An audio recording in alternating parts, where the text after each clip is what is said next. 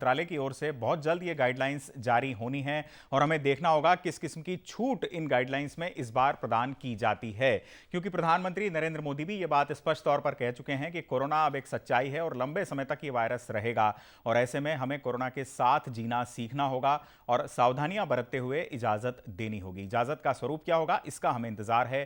किस किस्म की इजाजत यहां पर गृह मंत्रालय देता है और किस तरह की स्वायत्तता जिसकी मांग राज्य सरकारें कर रही थी केंद्र से, वो दी जाती हैं। हमारे साथ हमारे खास मेहमान भी जुड़ चुके हैं।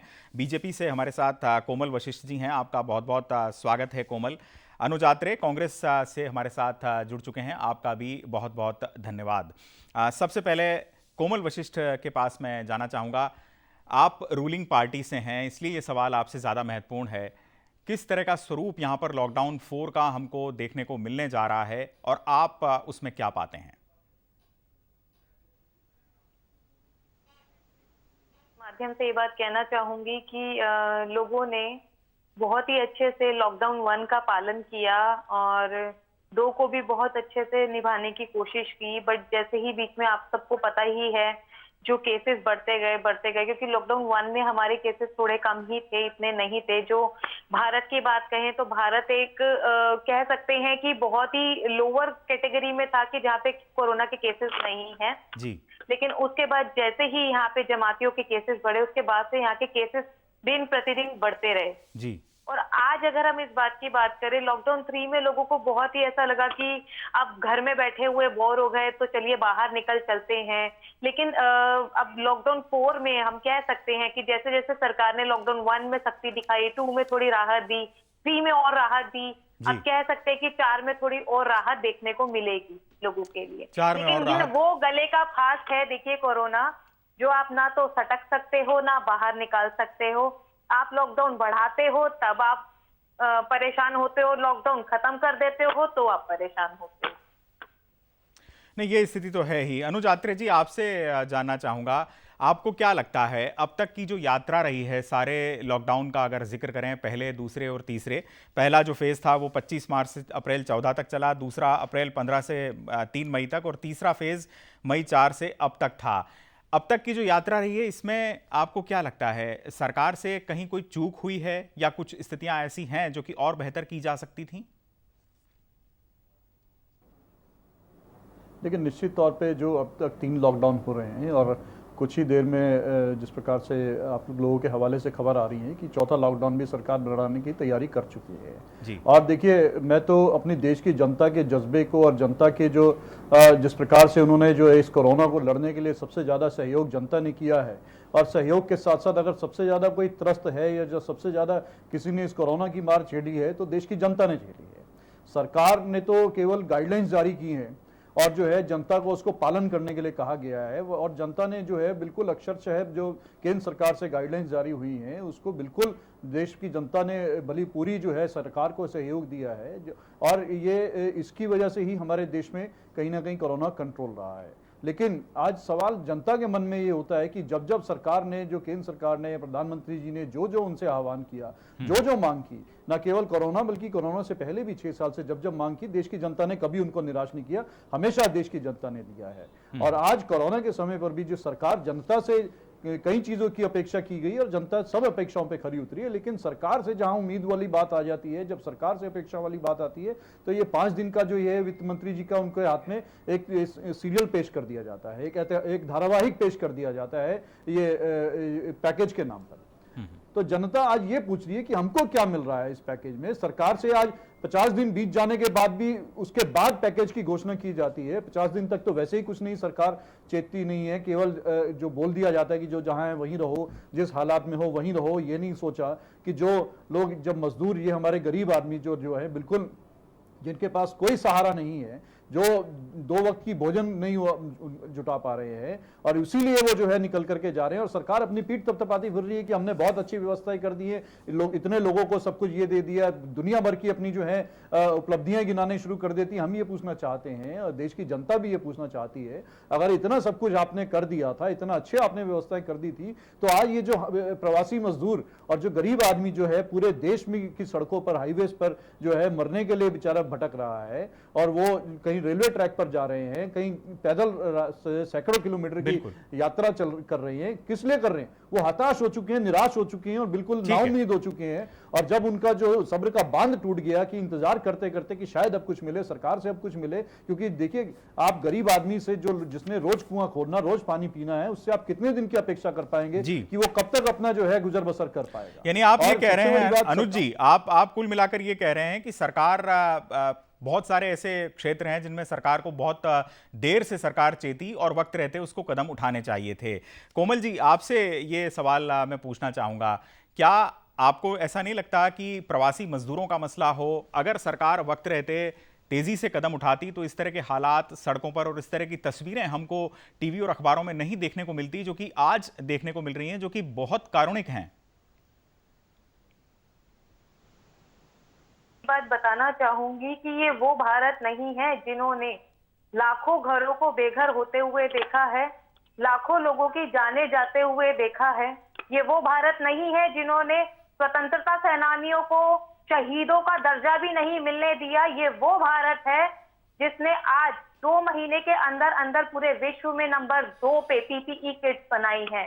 ये वो भारत है जिसने पूरे वर्ल्ड में एक नाम रखा है कि हाँ, पूरा वर्ल्ड इसको फॉलो कर रहा है। ये वो भारत नहीं है जहाँ पे सेना को बिल्कुल ही दरकिनार कर दिया जाता है। ये वो भारत है जहाँ पे सेना को सर पे बिठाया जाता है क्योंकि वो हमारी रक्षा कर रहे हैं। और रहा सवाल प्रवासी मजदूरों का, तो मैं आपको क्लियर कर दूं कि देखिए, जहाँ पे लॉकडाउन की बात करें, जहाँ पे क्षेत्रों में लॉकडाउन है और बहुत ही ज्यादा वहां पे केसेस बढ़ रहे हैं, उस सिचुएशन में कहा जाता है कि वहां के लोग वहीं पर रहें तो ज्यादा सहूलियत रहेगी, वो चीज ज्यादा फैलेगी नहीं। अगर कोरोना के वायरस है तो वो जगह जगह नहीं फैलेंगे। ऐसा ना हो कि लोगों के बाहर सड़कों पे उतरने से वो हवा में वायरस फैलने लगे। अगर कहीं पे 100 लोग, 200 लोग, 500 लोग इकट्ठा होके जा रहे हैं और उनमें से किसी एक को भी कोरोना का सिम्टम है, तो सोचिए उन 500 के 500 लोग कहां तक वो कोरोना की प्रॉब्लम्स को लेकर जाएंगे। और रहा सवाल, अनुज जी, मैं आपको क्लियर कर दूं, पिछले 6 सालों में जितना मोदी सरकार ने काम किए हैं, आप अगर इस बारे में जानते ही हैं, ना ही बात करें तो बहुत ही बेहतर होगा, क्योंकि जितना काम मोदी जी ने किया है उतना पिछले 70 सालों में किसी एक ने करके दिखाया हो तो आप बता दीजिएगा।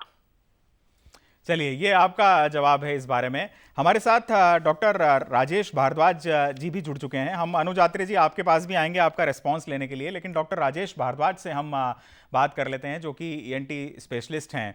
आपसे जानना चाहूँगा डॉक्टर साहब कि अब जबकि किसी अभी रियायतें दी जानी हैं और आर्थिक गतिविधियां भी शुरू होंगी, बाजार भी खुलेंगे, चाहे वो वहां ना खुलें जहां पर बहुत ज़्यादा हॉटस्पॉट है या कोरोना का प्रकोप है, लेकिन बाकी स्थानों पर वो खुलेंगे और आर्थिक गतिविधियां शुरू करना देश की मजबूरी भी है। आपको लगता है कि जो स्पाइक है वो बहुत तेज़ी से बढ़ सकता है, क्योंकि 90,000 को पार अभी से हम कर चुके हैं? आशुतोष जी, स्पाइक तो बढ़ रहा है, संक्रमण के केस भी बढ़ रहे हैं और हर रोज़ हम आंकड़े देख रहे हैं कि हर रोज़ आंकड़े बढ़ते जा रहे हैं। लेकिन अगर आप देखें तो कुछ अच्छी चीज़ें इसमें ये हैं कि हमारा डबलिंग टाइम घटता जा रहा है, कि मतलब ये जो बीमारी जिस तरह से फैल रही है वो फैलने की इसकी क्षति कम होती जा रही है। जब ये लॉकडाउन शुरू हुआ था तब हर 3-3.5 दिनों में जो डबलिंग टाइम था, केस डबल हो रहे थे, उसको हम अभी करीब 13 दिन तक ले आए हैं, वो अच्छी बात है। मेरा तो ये सोचना है कि जिन्होंने ज़रूरी काम पे जाना है, जो क्षेत्र खुल रहे हैं, जिन्होंने जाना है वो काम पे जाएं, लेकिन कुछ चीज़ें तो हमको ध्यान में रखनी पड़ेंगी। मैं उम्र की ना बात करूं, कभी कभी सरकार उम्र की बात करती है कि 60 साल से ज़्यादा, या मैं उससे ज़्यादा बोलूं, कोई 60 साल के हैं बहुत फिट होते हैं, कोई 50 साल के हैं वो इतने फिट नहीं होते, बीमार होते हैं। बिल्कुल। मैं ये कहूँगा कि जिनकी सेहत ठीक नहीं है, जैसे कि शुगर है, ब्लड प्रेशर कंट्रोल में नहीं है, हार्ट डिजीज़ है और तरह तरह की कोई अगर परेशानियां हैं, तो वो लोग तो बिल्कुल बाहर ना निकलें। बाकी लोग जिनको ज़रूरी काम पे हैं वो बाहर जाएं, लेकिन 2 बातें ज़रूर फॉलो करनी है उन्होंने। और एक है कि ये बीमारी इंसान से इंसान में जाती है, एक इंसान दूसरे इंसान को संक्रमण फैलाता है, तो इंसानों से दूर रहना है, जो 2 मीटर कह लो, 2 गज कह लो। और दूसरी बात, अगर बाहर हैं तो हैंड सैनिटाइज़र, घर में आए तो साबुन पानी से हाथ बहुत अच्छी तरह से और बहुत ज़रूरी तरह से उसको साफ़ करना है। जी डॉक्टर साहब, एक और चीज़ आपसे जानना चाहूँगा। ये कमोबेश वही चिकित्सकीय सलाहें हुई जो कि अब तक जब से कोरोना के बारे में हमने सुना है तब से दी जाती रही हैं। कुछ ऐसा पब्लिक में पाते हैं आप जिसका पालन जनता की तरफ से नहीं किया गया हो, और विशेष तौर पर वो सावधानियां बरती जाएं ताकि खुद को बचाया रखा जा सके?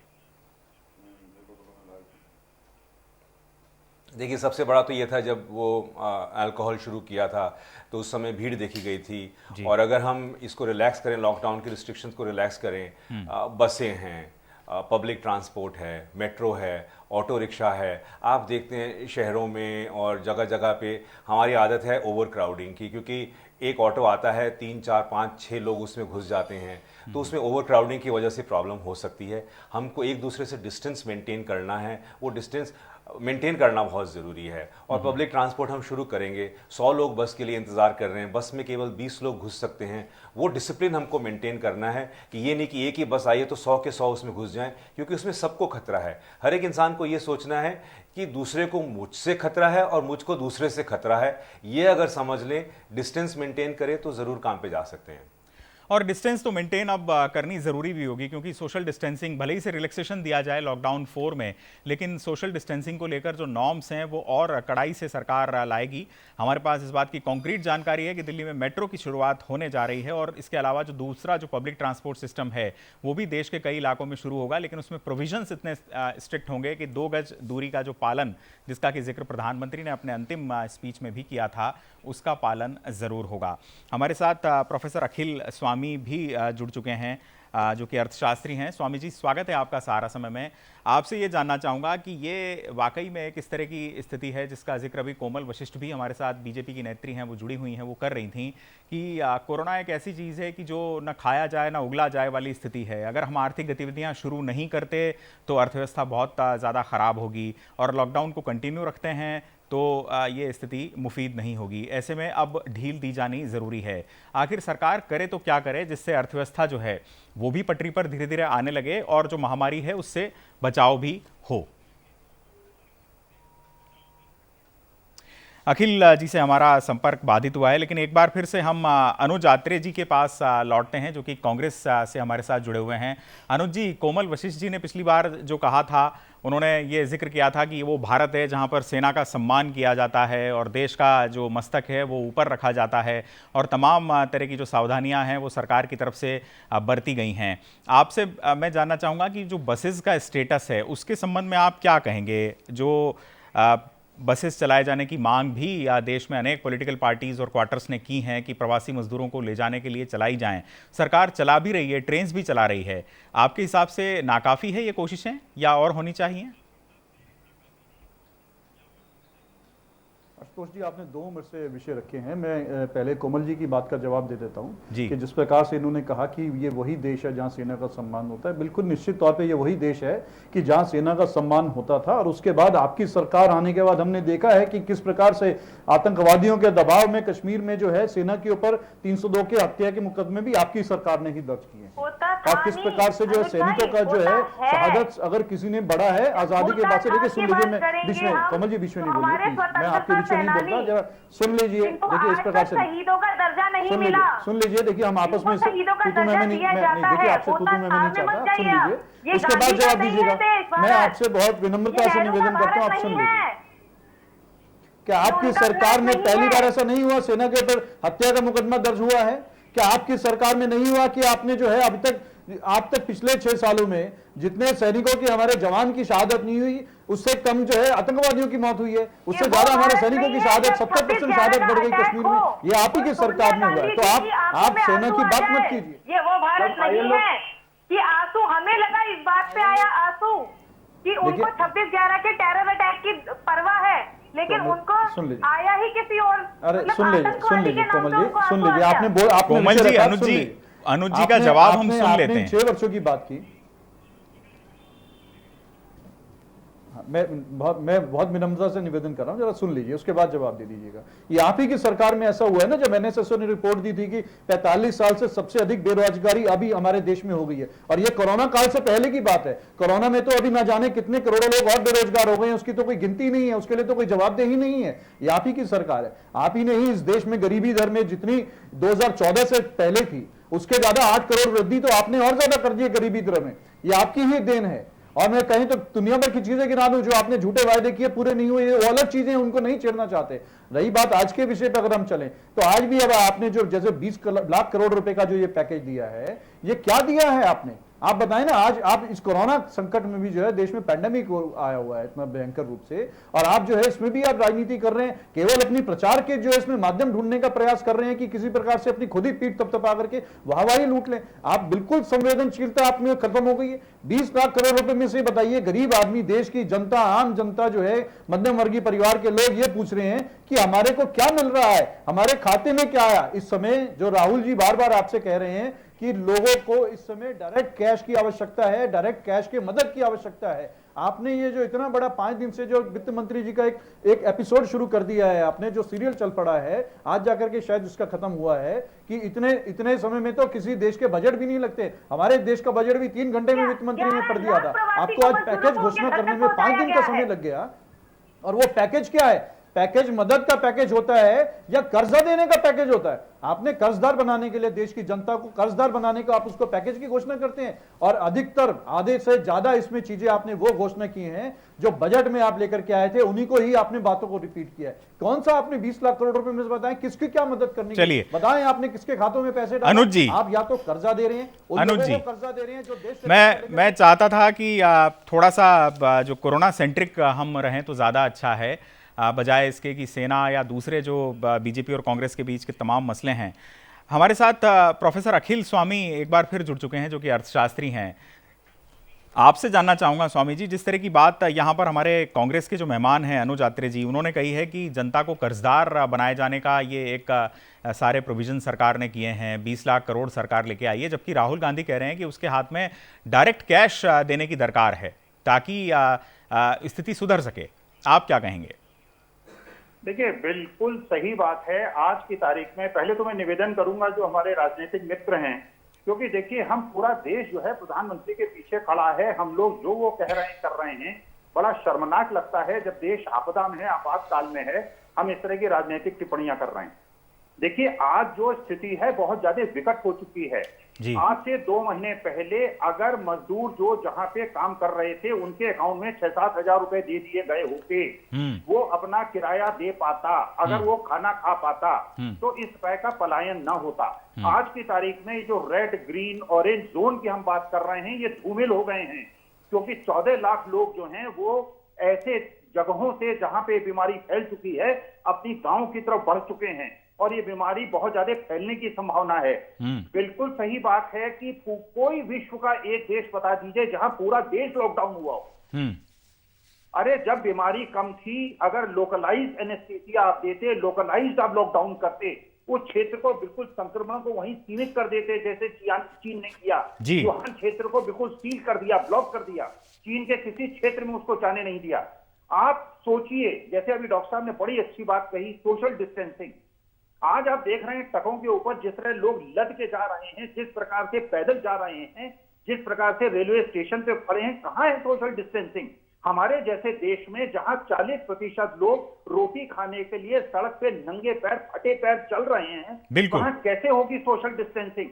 ये बिल्कुल सही बात है कि आज से 2 महीने पहले अगर इन लोगों को 7-8 हजार रुपए दे दिए गए होते और जो मकान मालिक हैं उनको 1,500-2 हजार रुपए जो किराए देते थे वो दे दिया गया होता, और 2-2.5 हजार रुपए में खाना खा सकते, ये न जाते, क्योंकि जब तक ये गांव पहुंचेंगे, अभी तक आपने 14 लाख लोग पहुंचाए, अभी आपको 20 दिन लगेंगे लोगों को घर पहुंचाते, उसके बाद ये क्वारंटीन में रहेंगे। अखिल जी, ये क्वारंटीन खत्म होगा तब तक उनके जी बिल्कुल, आपने जो बात कही उस पर मैं एक छोटा सा सवाल आपसे और पूछना चाहूँगा कि आप हमें जवाब दें। अगर हम इसको क्वांटिफाई करें तो ये मुझे आप थोड़ा सा अंदाज़ा दे पाएंगे कि जिस 6-7 हज़ार रुपये का जिक्र आप कर रहे हैं कि इन माइग्रेंट्स के खाते में जमा कर दिया जाता, तो टोटल बजट इसका कितना होता? देखिए, जो एक एंटिसिपेशन किया गया था कि टोटल बजट अगर 7 हजार रुपए दिया जाता तो ज्यादा से ज्यादा 50-60 हजार करोड़ का टोटल खर्चा आता। अगर ये वो पॉपुलेशन जो रजिस्टर्ड है और नॉन रजिस्टर्ड है उनको दे दिया गया होता, उनको न देकर अगर मध्यम उद्योग को, देखिए आज की तारीख में समस्या क्या है, उद्योग और जो ये कर्मचारी हैं इनके बीच में पारिवारिक संबंध है। बिल्कुल, केवल एडवाइजरी देने से कि जो उद्योग है अपने कर्मचारियों को न निकालें, काम नहीं बनता। एमएसएमई को अगर आप रियम्बर्स करते, उनके बिजली के बिल और इंटरेस्ट बिल्स को आप जो है 3 महीने के लिए माफ कर देते या आगे बढ़ा देते, वो अपने कर्मचारियों की सैलरी दे देते। लेकिन अगर उन उद्यमियों को बिजली का बिल भी देना है, इंटरेस्ट का पेमेंट भी करना है, वो अपने कर्मचारियों को चाहते हुए भी कैसे पैसा दें? सवाल ये है, इस समय प्रश्न पैसे का नहीं था, इस समय ये प्रश्न था कि आज से 1.5 महीने के बाद जब इन उद्योगों को कर्मचारियों की, मजदूरों की जरूरत होगी, मजदूर उनको नहीं मिलेंगे और ये मजदूर जाके गांवों के अंदर सामाजिक तनाव पैदा करेंगे। एक घर के अंदर 4 भाई हैं, 3 भाई शहरों में जाके काम करते थे, एक भाई गांव के अंदर खेती करता था। अब 3 भाई जब अपने परिवार को लेके गांव में वापस आएंगे, संघर्ष होगा, सामाजिक संघर्ष होगा। तो ये बहुत बढ़िया सुझाव था। देखिए, इस समय दलगत राजनीति से हमें ऊपर उठना चाहिए। देश संकट काल में है, आपातकाल है। अखिल जी, और दूसरी बात यह है जी, मैं 1 मिनट आपको रोकना चाहूंगा। ये आपसे जानना चाहूंगा कि इस आशय का सुझाव दिया गया था क्या सरकार को शुरुआत में ही? क्योंकि शुरू में तो ये पता नहीं था कि कोरोना किस करवट बैठेगा और ये जो मैग्नीट्यूड ऑफ प्रॉब्लम है वो कितना होगा, और पहला लॉकडाउन लागू कर दिया गया और सबसे ये कह दिया गया कि जहां हैं वहीं रहें। आशुतोष जी, कैसे नहीं पता था? ये 3 महीने पहले चीन के अंदर आ गया था। 3 महीने चीन ने लॉकडाउन किया था। हमारे देश से पहले यूरोप और अमेरिका में आ गया था। जिस प्रकार ये बीमारी फैली थी, हमको पता था। हमको ये पता था कि भारत जैसे देश में, जो हमारे देश की विशिष्टताएं हैं, 30-40% लोग दिहाड़ी करते हैं, रोज खाते हैं, रोज उनका काम होता है, 1,500-2 हजार रुपए की झुग्गी और खोली में रहते हैं, उसका किराया उनको मकान मालिक को देना पड़ता है, वरना मकान मालिक उनको घर से बाहर कर देता है। हमें सब पता था। देखिए, वास्तविकता ये है कि हमने जो परिस्थिति है उसको नहीं समझा और ये विकट स्थिति है। आप जिले के सीमाओं पर अगर मजदूरों को रोक रहे हैं, हजारों मजदूर सीमाओं पे हैं और पीछे से बढ़ते चले आ रहे हैं। बहुत विकट स्थिति है। इस समय पूरे देश को एकजुट होकर लड़ने की आवश्यकता है। और टीवी चैनल पे जो लोग राजनीतिक बात करें, एक दूसरे पे आक्षेप करें, उन्हें हाथ जोड़ के कहें कि इस तरह की बातें न करें, क्योंकि देश संकट में है। हमारे जैसे बुजुर्ग लोगों को अब ये लगता है कि मरने से पहले हम अपने देश को एक विश्व शक्ति देखना चाहते थे। आज देश जो है वो बिल्कुल विनाश के कगार पे खड़ा हुआ है। अखिल जी, बहुत महत्वपूर्ण जानकारी आपसे मिल पा रही है। मैं लौटूंगा आपके पास। कोमल वशिष्ठ जी से ये प्रतिक्रिया ले लेते हैं। कोमल जी, बात बिल्कुल स्पष्ट है कि सरकार से कहीं चूक तो हुई है, क्योंकि अगर आप खुद सोचिए, जिस तरह की बात यहां पर प्रोफेसर अखिल स्वामी कह रहे हैं कि जो हमारे रेड जोन और ग्रीन जो जोन है, वो उनकी जो सीमा है वो धूमिल हो चुकी है, क्योंकि लाखों की तादाद में इन खतरनाक कोरोना इन्फेस्टेड इलाकों में रहने वाले जो लोग हैं, जो मजदूर हैं, वो गाँव की तरफ पलायन कर रहे हैं और जब वो वहां पहुंचेंगे तो वहां पर भी वो कोरोना फैला सकते हैं। ऐसी स्थिति में क्या होगा? ये सामाजिक तनाव और जो जिस तरह की जो जिसको कह सकते हैं कि सोशल फ्रिक्शन हमें देखने को मिलेगा, वो तो आगे की बात है। लेकिन पहला सवाल कोरोना का है। आप मानती हैं सरकार से भूल हुई है यहां पर? देखिए आशुतोष जी, कोई भी सरकार ऐसा नहीं चाहेगी। मैं ये मानती हूँ अपनी तरफ से। मैं इस समय पे एक बीजेपी की प्रवक्ता के तौर पे ये बात नहीं कहूंगी। मैं एक कॉमन ह्यूमन बीइंग के हिसाब से ये बात कहूंगी कि चाहे हमारी केंद्र सरकार हो या कोई भी राज्य सरकार हो, कोई भी अपने देश की जनता के लिए खराब नहीं करना चाहेगी कोई भी चीज, ठीक है ना। और रहा सवाल इस चीज का, अगर हम और मतलब देशों की बात करें तो वहां पे आपने देखा ही होगा कैसे वहां के प्रेसिडेंट्स ने अपने हाथ खड़े कर दिए हैं कि हम नहीं बचा सकते जनता को, हम नहीं लोगों को बचा सकते। जिसने जैसे जीना है जियो, मरना है मरो, वो सिचुएशन पैदा हो चुकी है। और अगर हम यहाँ पे बात करें, जो स्वामी जी ने जिस तरीके से कहा कि हम किस तरीके से नहीं कर सकते, हमें राजनीतिक बात नहीं करनी चाहिए, बिल्कुल मैं आपकी बात से सहमत रखती हूँ इस चीज के लिए कि इस समय पे राजनीतिक बात नहीं करनी चाहिए। हमें ये देखना चाहिए, अगर हमारी सरकार, अगर हमारा प्राइम मिनिस्टर किसी चीज के लिए अगर हमें कह रहा है, जैसे कि जनता ने उसकी हर एक बात को फॉलो किया है और आगे भी हमें पूरा पता है कि वो फॉलो करेंगे, क्योंकि हमारे देश के प्रधानमंत्री ने कभी हमारे देश के लिए बुरा नहीं चाहा, हमेशा हमारे देश के लिए अच्छा चाहा है। और रहा सवाल, आपने नोटिस किया होगा वोकल फॉर लोकल, नहीं, उनकी इंटेंट के ऊपर कोई क्वेश्चन नहीं कर रहा है कोमल जी। प्रधानमंत्री की इंटेंट के ऊपर कोई सवाल खड़ा नहीं कर रहा है। सवाल स्टेप्स का है। लिए है आत्मनिर्भर बनाना, किसके लिए है? हमारे देश की जनता के लिए है। हम लोग जो आज कहीं ना कहीं पिछले दिनों में बह गए थे कि हम लोग ब्रांड्स के ऊपर जा रहे थे, आप ये बात बताइए, जो ब्रांड्स है वो भी तो जिन देशों में होते हैं वहां के लोकल ही है ना। तो हम अपने देश के लोकल चीजों को क्यों नहीं एडमायर करते? अगर हम अपने देश की लोकल चीजों को एडमायर करेंगे तो हमारे देश के व्यापारी वर्ग भी बढ़ेगा और हम जब बहुत ही कम पैसों में अच्छी चीज की क्वालिटी में दे सकते हैं तो हम अपने देश के ही लोगों को क्यों नहीं आगे बढ़ाते? और रहा सवाल प्रवासियों का, देखिए 11 लाख 14 लाख जैसा भी फिगर आ रहा है, लोगों को ऑलरेडी उनके घरों में पहुंचा दिया गया है और बाकियों को भी पहुंचाने की पूरी कार्यवाही चल रही है। जैसे जैसे धीरे धीरे इस चीज के लिए देखा जाएगा, सपोज तो भी अगर हम बात करें दिल्ली में अगर कहीं के कोई प्रवासी है, तो अगर हम अभी देख ही रहे कि दिल्ली में 9,000 से आंकड़ा पार हो चुका है कोरोना के केसेस का, तो यहाँ से लोगों को वहां तक भेजना इस समय पे बहुत ही संकट की घड़ी है। महाराष्ट्र में जिस तरीके से आंकड़े पार हो रहे हैं, वहां से मजदूरों को निकाल के भेजना बहुत ही टेंशन की बात है, क्योंकि ऐसे में बिल्कुल ही ये देखना, क्योंकि अब यहाँ से प्रवासी वहां जाएंगे, वहां से 14 दिन क्वारंटाइन में रहेंगे, उसके बाद उनको देखना है, और पहली बात यहाँ से जाते हुए सोशल डिस्टेंसिंग का कितना पालन होगा जी। बहुत सारी चीजें हैं, बहुत सारी चीजों को साथ में लेके सरकार चल रही है। ऐसा नहीं है जी सरकार के भी हाथ पैर फूल रहे हैं, अपने देश की जनता को खतरे में देख रही है सरकार को भी ये चीज नजर आ रही है कि मेरा देश खतरे में है, मैं कैसे बचाऊं। चलिए, काफी महत्वपूर्ण बात है, सरकार के भी हाथ पैर फूल रहे हैं, यानी चिंता की बात सरकार के लिए भी बहुत ज्यादा है, क्योंकि सरकार को पता है कि मैग्नीट्यूड ऑफ प्रॉब्लम जो है उसकी वास्तविक स्थिति क्या है।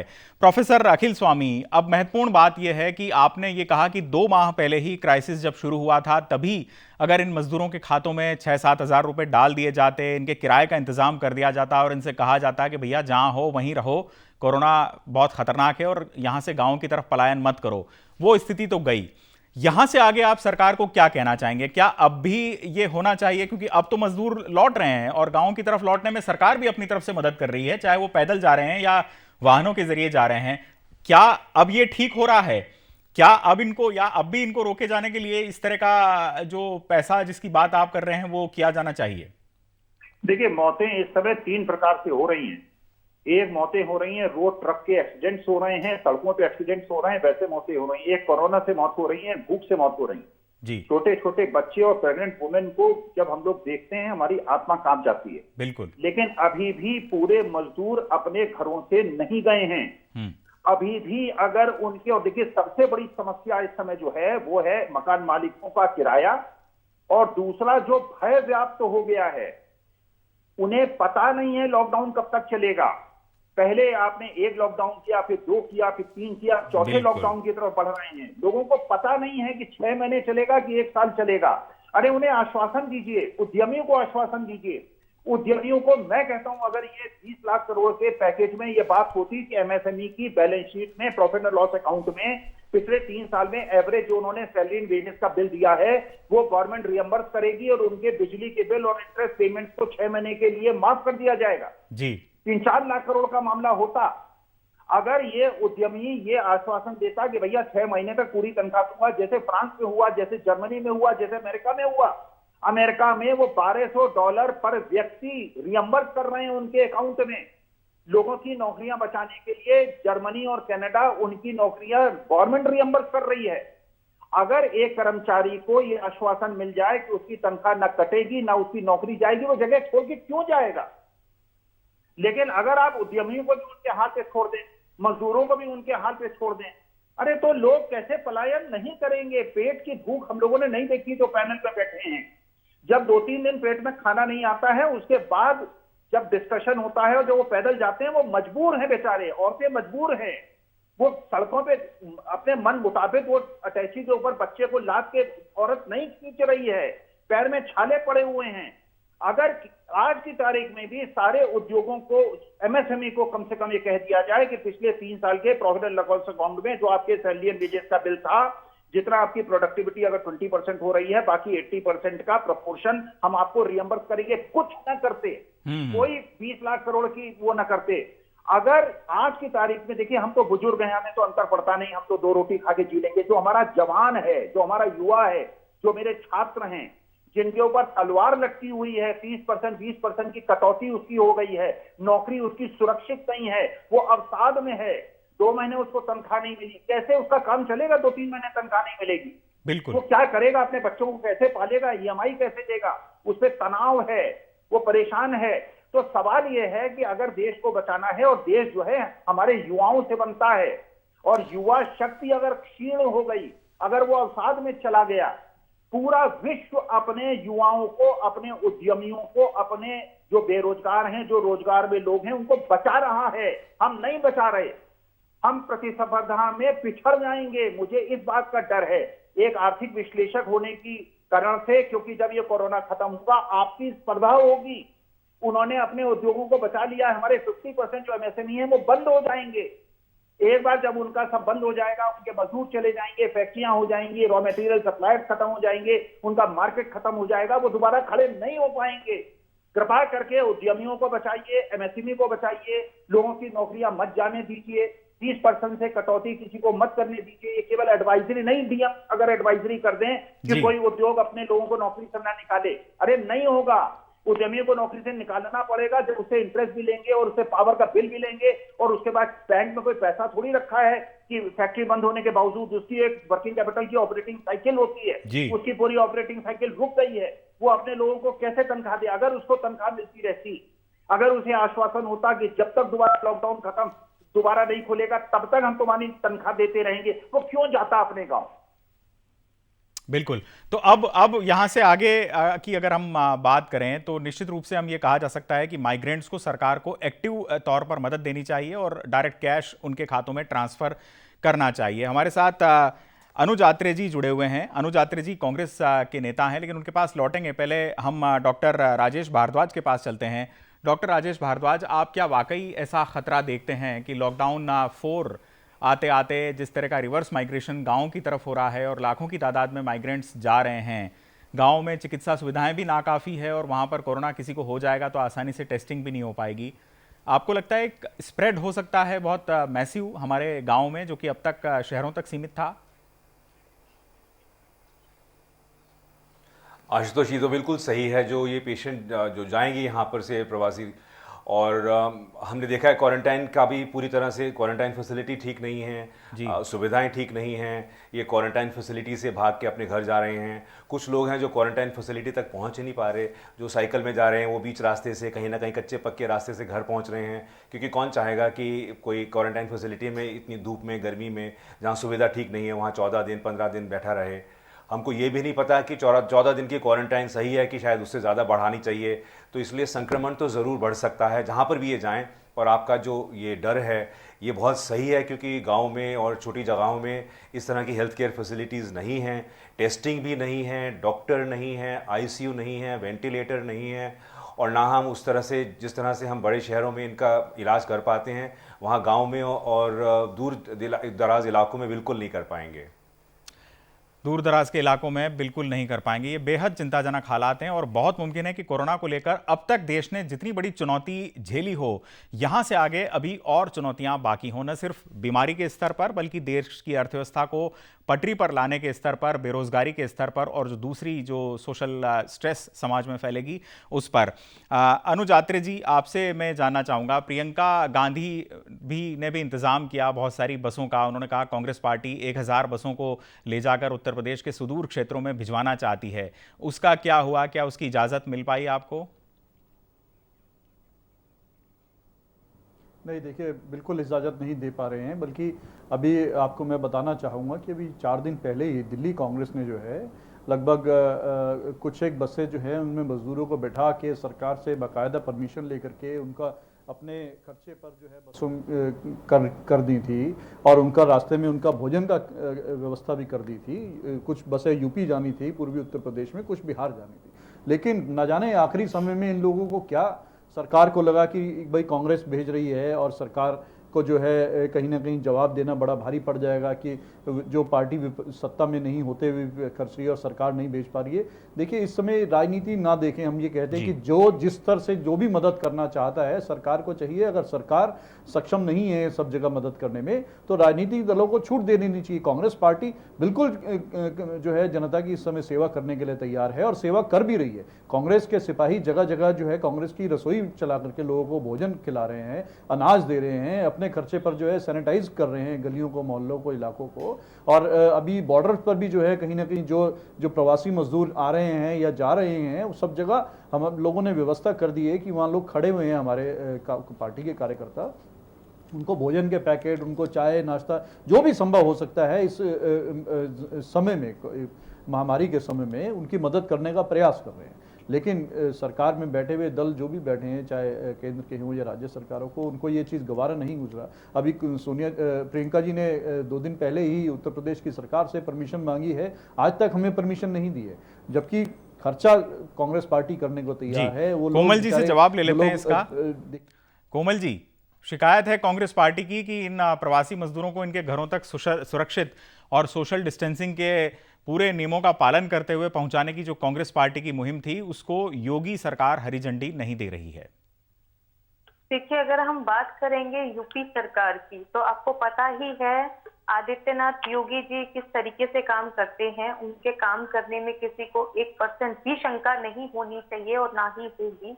उन्होंने जिस तरीके से, चाहे हम बात करें कि आतंकवाद की और हम बात करें कि कोरोना की, उन्होंने जैसे जैसे पेशेंट्स अभी बढ़ने शुरू हुए ही नहीं थे, उससे पहले यूपी में कितने सारे उन्होंने क्वारंटीन सेंटर स्टार्ट कर दिए थे कि बाई चांस अगर हमारे यूपी में कोई चीज की प्रॉब्लम होती है तो लोगों को प्रॉब्लम्स ना हो, वो आराम से क्वारंटाइन हो सके। और रहा सवाल यूपी गवर्नमेंट की, आपने देखा ही होगा घर घर तक वहां पे भोजन की पहुंचाने की जो प्रावधान है वो पूरे किए जा रहे हैं। और रहा सवाल बसेस का अरेंजमेंट करके देने का, तो देखिए सरकार की कुछ अपनी गाइडलाइन होती है कि किसके तहत आप कौन सी बसेस करके देंगे और कैसे उसमें प्रॉपर वे में। देखिए, आपने तो बसें लगा दी, लेकिन उसके बाद आप वहां पे पता चला 20 लोगों के बदले एक ही बस में आप 70-70, 80-80 लोगों को ठूस के भेज रहे हैं, तो ऐसे में वो चीजें और फैलेंगी और बढ़ेंगी। तो अगर आपने भी करना है, कांग्रेस ने करना है या किसी भी पार्टी ने करना है, तो हमारा कहना सिर्फ इतना है कि प्रॉपर जो गाइडलाइन है कि कोरोना पेशेंट के लिए जो प्रॉपर गाइडलाइन होती है उसके तहत ही किसी भी स्टेप को उठाइए, अदरवाइज कोई स्टेप मत उठाइए, क्योंकि यहाँ पे जान बहुत कीमती है। यहाँ पे अगर कोई भी समस्या पैदा होती है तो सीधा उनके, क्योंकि वो जहां पे भी आगे जाएंगे वहां तक है, क्योंकि एक बार कोरोना किसी के शरीर में, ये वायरस ऐसा है कि आ गया, उसके बाद आप ठीक हो गए, लेकिन आपकी इम्यूनिटी इतनी ज्यादा वीक हो जाती है कि बहुत जल्दी आप इसके लपेटे में आने की संभावना हो सकती है। तो बहुत ही प्रिपेयर होके चलना है, चाहे वो कांग्रेस की सरकार हो, कांग्रेस पार्टी हो, या जिस राज्य में कांग्रेस की सरकार हो, कांग्रेस पार्टी हो, या किसी अन्य राज्यों की बात करेंगे हम, तो सरकार की गाइडलाइन के अकॉर्डिंग ही अगर सारे चले तो बहुत ही बेहतर रहेगा। चलिए, हम एक बार फिर से प्रोफेसर अखिल स्वामी का रुख करेंगे और डॉक्टर राजेश भारद्वाज का भी रुख करेंगे।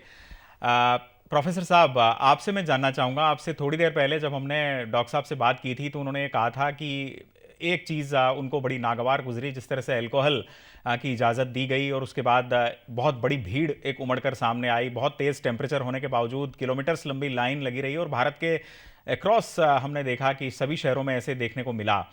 ये स्टेप जो था सरकार का, ये आपको लगता है गलत था फिलहाल कोरोना के मौसम में, क्योंकि रेवेन्यू जनरेशन भी सरकार के लिए ज़रूरी है?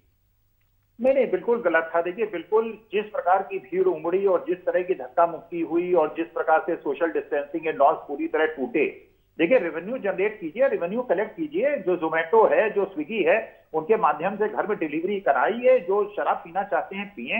लेकिन देखिए, पूरे समाज में खतरा है। एक निवेदन मैं और करना चाहता हूं आशुतोष जी, आज जो सबसे बड़ा खतरा, जो सबसे बड़ी परेशानी क्रिएटेड है, जो डॉक्टर साहब ने बहुत अच्छी बात कही, कोई भी आदमी समझता है कि अगर वो क्वारंटीन में जाएगा तो उसको खाने को मिलेगा कि नहीं मिलेगा। जैसे डॉक्टर साहब ने कहा, टॉयलेट नहीं है, सफाई नहीं है, खाने को नहीं मिल रहा है। अगर आज केवल सरकार ये आश्वासन दे दे, केवल ये आश्वासन दे दे, जिसको भी क्वारंटीन किया जाएगा उसके वीडियोस प्रचलित हों, टीवी में दिखाए जाएं कि उनको किस प्रकार से शुद्ध भोजन दिया जा रहा है, किस प्रकार से उनकी शुद्धता का ध्यान दिया जा रहा है। मैंने आपके ही चैनल पे एक राय दी थी, आज की तारीख में सारे university, engineering college, MBA institute सब बंद हैं। गवर्नमेंट आपातकाल है, सबको एक्वायर कर ले। गरीब मजदूरों को, जो नोएडा के गरीब मजदूर हैं, उनसे कहे कि जाके उनके हॉस्टल्स में एक एक कमरे में रहे, अटैच बाथरूम लेट्रिन को यूज करे, सुबह योगा करे, पूरा वहां पे भंडारा लगेगा, खाना मिलेगा, किसी को कोई खाने की परेशानी नहीं होगी। अगर किसी को आश्वासन मिले, मुझे भी आश्वासन मिले कि अगर मैं क्वारंटीन में जाऊंगा, मुझे घर में नहीं, अगर कहीं दूसरी जगह क्वारंटीन में जाना पड़ेगा, सफाई होगी, सफाद बिस्तरा मिलेगा, खाने को मिलेगा, 3 समय का खाना मिलेगा, मेरे को क्वारंटीन में जाने की कोई परेशानी नहीं होगी। देखिए, जो प्रकार से सोशल डिस्टेंसिंग के नॉर्म ध्वस्त हुए शराब की लाइनों में, बिल्कुल डॉक्टर साहब ठीक बात कह रहे हैं। हमको हर चीज का पूर्वानुमान लगाना पड़ेगा कि इसका कैसे रिएक्शन होगा। हमको सारे सोशल नॉर्म्स स्थापित करने हैं, इस देश को बचाना है, विपत्ति काल में है। और जैसे कोमल जी ने कहा कि अमेरिका में ये हुआ, फ्रांस में ये हुआ, हम उनसे 2 महीने पीछे चल रहे हैं। उनके यहाँ जो कोरोना आया था 2 महीने पहले आया था, चीन में 4 महीने पहले आया था। कृपा करके, और ये भारत ऐसा देश है जहां पे हमारी जो मेहनत कश जनता है वो टूट जाएगी, वो इसको नहीं झेल पाएगी। और हमारा संबल, हमारा जो परमेश्वर है, हमारा जो माई बाप है, वो केवल सरकार है। हम अगर कोई बात कहते हैं तो केवल अपने माँ बाप से कहते हैं, सरकार से कहते हैं। हम क्रिटिसाइज नहीं करते, हम खुदरान्वेषण नहीं करते। हम खा पी रहे हैं, हम खा पी लेंगे, हम अपने मिडिल क्लास के लोग अपने मकानों के अंदर क्वारंटीन भी हो जाएंगे, लक्ष्मण रेखा भी खींच लेंगे, घर के बाहर भी नहीं निकलेंगे। लेकिन हम जानते हैं देश की 40% जनता ऐसी है जो नहीं कर पाएगी, वो बेबस है। उसकी बेबसी को समझिए, उसके जो दुख हैं उनका निवारण कीजिए। आप ही कर सकते हैं, सरकार ही कर सकती है। दीर्घकालीन योजनाएं मत बनाइए। इस समय ऑपरेशन के लिए पेशेंट आके डॉक्टर साहब के सामने खड़ा है, मेरा फोड़ा फूट रहा है, बहुत दर्द हो रहा है। उस समय अगर डॉक्टर कहे कि नहीं योगा कराएंगे आपसे, हम ऐसा है कि आप तुलसी के पत्ते खाइए, 3 महीने के बाद फिर देखेंगे, वो कहेंगे पैर फटा जा रहा है, इसका इलाज कीजिए। इस समय पूरी तरह से जो प्रवासी मजदूर है, जो मध्यम वर्ग है, मैं आपको कहूं आज की तारीख में जी, ये बीमारी, जो परेशानी, आर्थिक परेशानी अभी केवल मजदूरों तक सीमित थी, ये अल्प आय वर्ग में आ गई है, ये मध्यम वर्ग में आ गई है। जो निजी क्षेत्र में काम करने वाले 50% लोग हैं, जो 40-50 हजार रुपए कमाते हैं, उनकी या तो 30% की वेतन कटौती हो गई है या उनकी नौकरी छूट गई है। आज की तारीख में नौकरी छूटने के बाद उनको नई नौकरी नहीं मिलेगी, बुरी हालत हो जाएगी, ईएमआई उनकी ठप हो जाएगी। उद्योग को बचाइए, व्यापार को बचाइए। छोटा व्यापारी, उद्यमी जो महीने में 50-60 हजार रुपए कमाता है, उसकी 2 महीने से दुकान बंद है, उसको अपने कर्मचारियों को तनख्वाह भी देनी है, बिजली का बिल भी देना है, लोन का इंटरेस्ट भी देना है, वो कैसे करेगा? वेदना को समझिए। देश जो है हमारा, ये 40% जो मेहनत कश है, इनकी वजह से है, ये बड़े लोगों की वजह से नहीं है। उनका मार्केट कैपिटलाइजेशन 6 लाख करोड़ से बढ़ के 11 लाख करोड़ हो जाए, खुश होने की जरूरत नहीं है। शेयर मार्केट ऊपर हो जाए, नीचे हो जाए, डरने की जरूरत नहीं है। लेकिन ये जो पैर में पड़े हुए छाले से लोग सड़कों पे नंगे पैर चल रहे हैं ना, ये पूरा विश्व देख रहा है। किसी विश्व के किसी देश में ऐसी स्थिति नहीं है। देश से करबद्ध प्रार्थना है, प्रधानमंत्री जी बहुत यशस्वी नेता हैं, उनके मार्गदर्शन में जो वो कहते हैं हम करें। इन प्रवासियों को बचाइए, इन मजदूरों को बचाइए, अल्प आय वर्ग के मजदूरों को बचाइए, मध्यम वर्ग को बचाइए। देश आपके हाथ में है, सुरक्षित रखिए।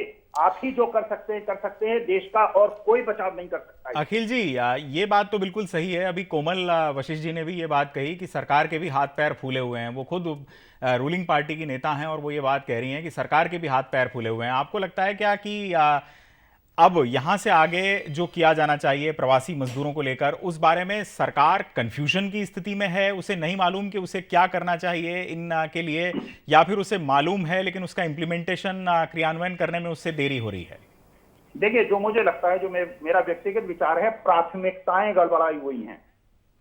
जब क्रूड का प्राइस $5 और $10 हो जाता है और हम पेट्रोल और डीजल 70 रुपए में खरीदते हैं। और एक चीज और नोट कीजिए, 6 साल पहले पेट्रोल और डीजल के प्राइस का जो प्रोपोर्शन था, डीजल 60% के दाम पे होता था, आज पेट्रोल और डीजल के दाम करीब करीब बराबर हैं। डीजल कौन यूज करता है? ठीक है, कार में भी ये लोग शहर में करते हैं, लेकिन जो किसान है वो पूरा का पूरा डीजल यूज करता है। 2.5-3 लाख करोड़ जब $60-70 पे क्रूड था, उस समय 3-4 लाख करोड़ हम लोग बचा रहे थे केवल क्रूड में। आज की तारीख में अगर आर्थिक स्थिति खुल जाए, अगर लॉकडाउन खुल जाए, हम 5-6 लाख करोड़ रुपए केवल क्रूड में बचाएंगे। अब प्राथमिकता का प्रश्न है, ये प्राथमिकता का लाभ किसको दिया जाए? मेरा करबद्ध निवेदन है, मेरी प्रार्थना है, कोमल जी बैठी हैं, बीजेपी की नेता हैं, अपने वरिष्ठ नेताओं को बताएं, प्रधानमंत्री तक ये बात पहुंचाएं। क्रूड के प्राइस का जो भी बेनिफिट है, अगर आप दाम नहीं घटाना चाहते, ठीक है, मध्यम वर्ग झेलेगा, उच्च वर्ग झेलेगा, ज्यादा 200 रुपए का भी पेट्रोल खरीदेगा।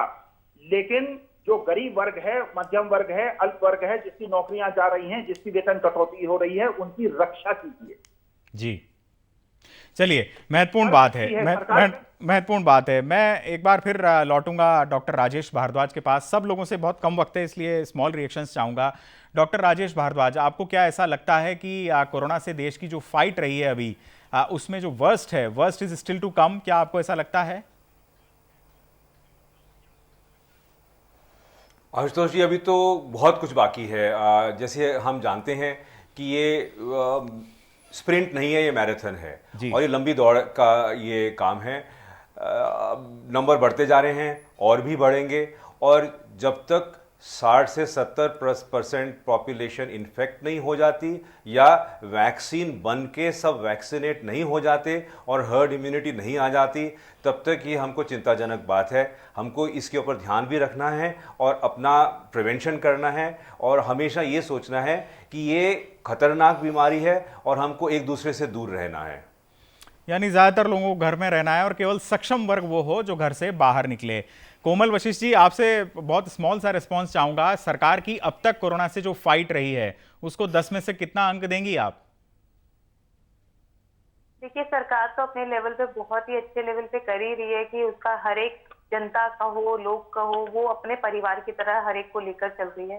तो कोशिशों में तो सरकार ने पूरी अपनी कहीं कसर नहीं छोड़ी।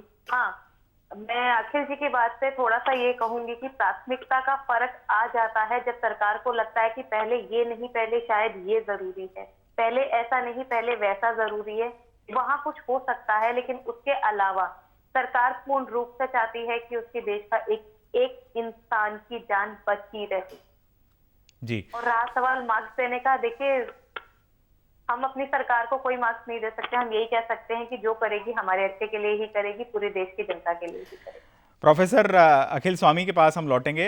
अनुज आत्रे जी, आपसे जानना चाहूंगा, सरकार को अब तक कोरोना से जो फाइट रही है उसमें कितने अंक देंगे 10 में से?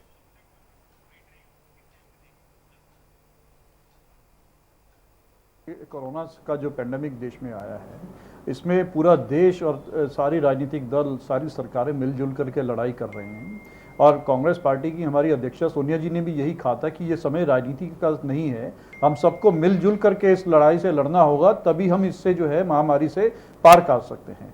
तो ये सबका एक सामूहिक एक इसमें जो है प्रयास है, सामूहिक योगदान है कि सब लोग मिलजुल करके कर रहे हैं, तभी कहीं ना कहीं हमारे देश में थोड़ा सा व्यवस्थाएं अभी कंट्रोल चल रही हैं। लेकिन हमारा निवेदन ये है कि जो लोगों के मन में भ्रम है, चलिए देखिए मजदूरों की तो समस्या है ही है, वो तो एक भयावह रूप ले चुकी है, वो आउट ऑफ कंट्रोल हो चुकी है, इनके नियंत्रण से बाहर हो चुकी है। लेकिन एक उससे भी बड़ी समस्या ये है कि जो टेस्टिंग नहीं हो पा रही है, जिसकी वजह से अभी तक जो है राइट फिगर्स नहीं निकल के आ पा रहे हैं कि कितने हमारे देश में पेशेंट हैं और कौन से संभावित कोरोना के कैरियर्स हैं जो है अभी सड़क पर चल रहे हैं, ये घरों में हैं।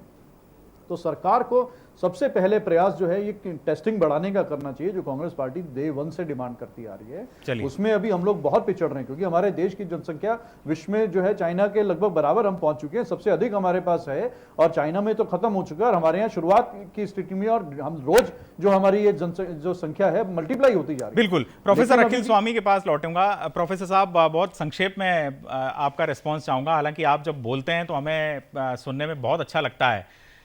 संक्षेप में आपसे ये जानना चाहूंगा कि आप क्या पाते हैं, यहाँ से आगे देश को कोरोना के खिलाफ एक लंबी लड़ाई लड़नी है। अभी मेट्रो और परिवहन जो सेवाएं हैं वो भी शुरू होंगी, उसमें सोशल डिस्टेंसिंग का पालन करते हुए आगे बढ़ना होगा।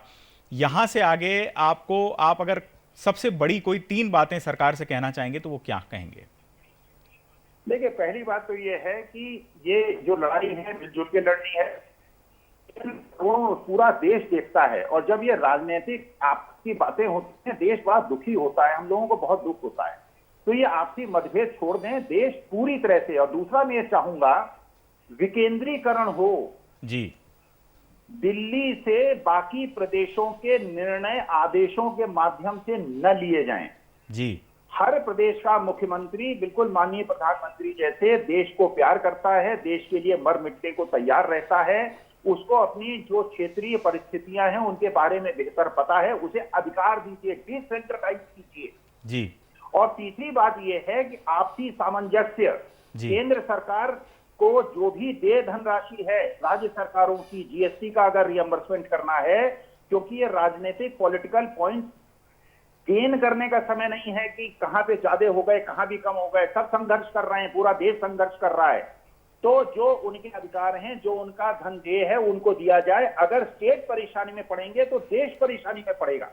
आपसी मतभेद भूलें, चीजों को डिसेंट्रलाइज करें, आपसी एक दूसरे का दोषारोपण न करें। इस समय कांग्रेस, सोनिया गांधी, राहुल गांधी, मोदी जी से हमें कोई लेना देना नहीं है। हमें केवल भारतवर्ष से मतलब है, देश को आगे बढ़ाना है। विश्व गुरु की दौड़ में पीछे हट गए। मैं एक चैनल पे बात कर रहा था, आपके बीजेपी के ही मेंबर ऑफ पार्लियामेंट साहब ने आगरा के इतनी अच्छी बात कही। उन्होंने कहा कि हर वर्ग अपने एक श्रेणी नीचे खिसक गया है। मध्यम वर्ग अल्प मध्यम वर्ग में आ गया है, अल्प मध्यम वर्ग जो है बिलो पॉवर्टी लाइन आ गया है, बिलो पॉवर्टी लाइन भूखे की श्रेणी में आ गया है। हमने पिछले 15-20 साल में जो संघर्ष करके बिलो पॉवर्टी लाइन के 20 करोड़ लोगों को ऊपर लाए थे और मध्यम श्रेणी में लाए थे, मिडिल क्लास में लाए थे, वो सड़क के फिर नीचे जा रहे हैं। बिल्कुल बिल्कुल। इस समय बिल्कुल किसी को निषेध कर दीजिए, कोई राजनीतिक बात, कोई टिप्पणी। देश एक, देश का भविष्य एक, देश को विश्व गुरु बनाना है। लेकिन ये विश्व गुरु तब बनेगा जब आपसी मतभेद को भूलकर हम संघर्ष करेंगे, मिलजुल कर करेंगे। चलिए, बहुत शुक्रिया करेंगे प्रोफेसर अखिल स्वामी। काफ़ी महत्वपूर्ण बातें आपसे हमें जानने को मिली। बात बिल्कुल स्पष्ट है, जो बात प्रधानमंत्री नरेंद्र मोदी भी कह रहे हैं कि सारा देश एकजुट होकर कोरोना के खिलाफ लड़ाई लड़े और यही वक्त की दरकार है। हम शुक्रिया करेंगे प्रोफेसर अखिल स्वामी आपका। डॉक्टर राजेश भारद्वाज, आप हमारे साथ जुड़े, आपका भी बहुत बहुत धन्यवाद। कोमल वशिष्ठ बीजेपी से हमारे साथ जुड़ी, अनुज आत्रे जी कांग्रेस से आप हमारे साथ बने रहे, आपका भी बहुत बहुत शुक्रिया। तो हमारी खास पेशकश में इतना ही, लेकिन जाते जाते हम ये संकल्प जरूर दोहराएंगे कि पूरा देश एकजुट होकर, एकजुटता के साथ और अपने मतभेद भुलाकर कोरोना से डरे नहीं बल्कि कोरोना का मुकाबला करे।